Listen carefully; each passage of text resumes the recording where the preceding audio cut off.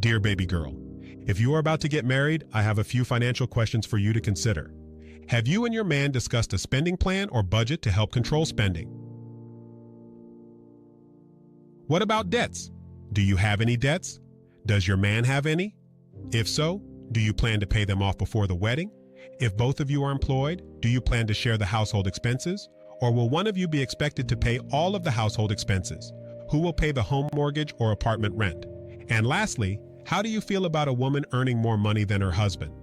If you were in that situation, do you think the earning disparity would adversely impact your marriage? The point I'm trying to make is how critically important money issues are in marriage. Therefore, money issues should be thoroughly discussed before the wedding. By the way, the finances needed to secure housing should be set aside before the wedding. Don't settle for moving in with relatives. The smart single woman would never agree to move in with relatives after exchanging marriage vows. She knows the privacy newlyweds enjoy in their own living space can help establish the bond needed to enjoy a lifetime love affair.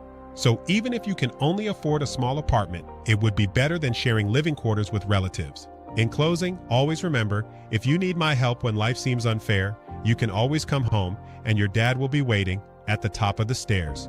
Signed with all my love, your dad.